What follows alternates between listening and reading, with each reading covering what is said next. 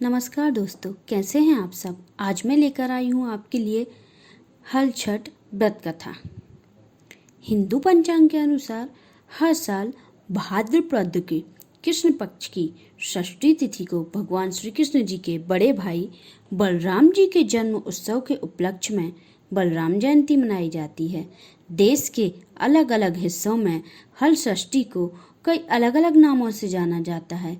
इसे लहरी छठ, हर छठ, हल छठ, पिन्नी छठ या खम्मर छठ भी कहा जाता है। बलराम जी का मुख्य शस्त्र हल और मूसल है, इसलिए उन्हें हलधर भी कहा जाता है एवं उन्हीं के नाम पर इस पावन पर्व का नाम हल षष्ठी पड़ा है। इस बार यह व्रत 28 अगस्त शनिवार को पड़ रहा है। हल षष्ठी के दिन माताओं को महुआ की दातौन और महुआ खाने का विधान है। शेषनाग का अवतार हैं बलदाऊ जी। बलराम, जिन्हें बलदाऊ या हलधर के नाम से भी जाना जाता है, श्री कृष्ण के बड़े भाई थे। अनेक धर्म ग्रंथों में इस बात का वर्णन है कि बलराम शेषनाग के अवतार थे।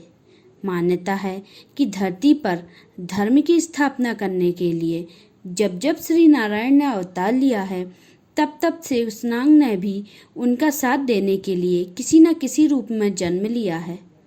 द्वापर युग में विष्णु के अवतार श्री कृष्ण के बड़े भाई, तो त्रेता युग में भगवान राम के छोटे भाई लक्ष्मण के रूप में इनका जन्म हुआ।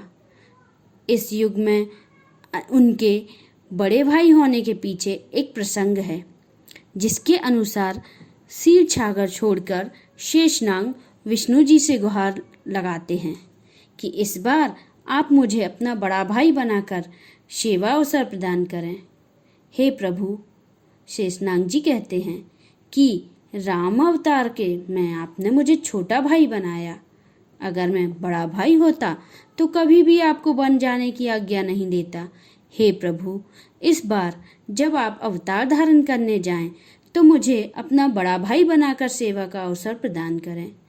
देवकी के सक्तम ग्रह में जाने की आज्ञा दें। विष्णु शेषनाग को तथास्तु कहकर अंतर्ध्यान हो गए। कथा के अनुसार विष्णु जी की आज्ञा से शेषनाग ने देवकी के गर्भ में सप्तम पुत्र के रूप में प्रवेश किया था।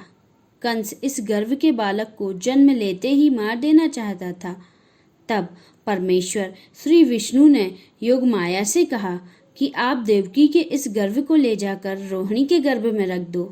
भगवान के आदेश से योग माया ने देवकी के गर्भ को ले जाकर रोहिणी के गर्भ में डाल दिया। गर्भ से खींचे जाने के कारण ही बलराम जी का नाम संकर्षण पड़ा है। हल षष्ठी का पूजन विधि। माताएं हल षष्ठी का व्रत संतान की खुशहाली एवं दीर्घायु की प्राप्ति के लिए रखती हैं और नवविवाहित स्त्रियां भी संतान की प्राप्ति के लिए करती हैं। मान्यता के अनुसार इस व्रत में इस दिन दूध, घी, सूखे मेवे, लाल चावल आदि का सेवन किया जाता है। इस दिन गाय के दूध व दही का सेवन नहीं करना चाहिए।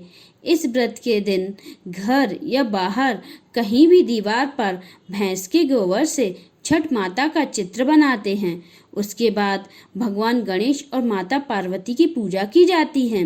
महिलाएं घर में ही गोबर से प्रतीक रूप में तालाब बनाकर इसमें झरबेरी, पलाश और कांसी के पेड़ लगाती हैं और वहां पर बैठकर पूजा अर्चना करती हैं एवं हल षष्ठी की कथा सुनती हैं। अब व्रत कथा। एक नगर में एक ग्वालिन गर्भवती थी। उसका प्रसव काल नजदीक था, लेकिन दूध दही खराब ना हो जाए इसलिए वह उसको बेचने चल दी। कुछ दूर पहुंचने पर ही उसे प्रसव पीड़ा हुई और उसने झरबेरी की ओट में एक बच्चे को जन्म दिया। उस दिन हल षष्ठी थी। थोड़ी देर विश्राम करने के बाद वह बच्चे को वहीं छोड़ दूध दही बेचने चली गई। गाय भैंस के मिश्रित दूध को केवल भैंस का दूध बताकर उसने गांव वालों को छल कर दूध बेच दिया। इससे व्रत करने वालों का व्रत भंग हो गया। इस पाप के कारण झरबेरी के नीचे स्थित पड़े उसके बच्चे को किसान का हल लग गया। दुखी किसान ने झरबेरी के कांटों से ही बच्चों के चिरे हुए पेट में टांके लगाए और चला गया। ग्वालिन लौटी तो बच्चों की ऐसी दशा देखकर उसे अपना पाप याद आ गया। उसने तत्काल प्रायश्चित किया और गांव में घूमकर अपनी ठगी की बात बताई और उसके कारण दुख को मिली सजा के बारे में सबको बताया। उसके सच बोलने पर सभी ग्रामीण महिलाओं ने उसे क्षमा कर दिया और आशीर्वाद दिया। इस प्रकार ग्वालिन जब लौटकर खेत के पास आई तो उसने देखा कि उसका मृत पुत्र को तो खेल रहा था। तब से ही पुत्र की लंबी उम्र हेतु छठ माता का व्रत एवं पूजा की जाती है।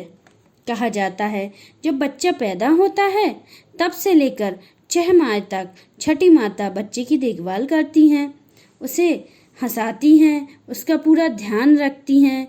इसलिए बच्चे के जन्म के 6 दिन बाद छठी की पूजा भी की जाती है। हर छठ माता को बच्चों की रक्षा करने वाली माता भी कहा जाता है। बोलिए हर छठ माता की जय। कथा समाप्त।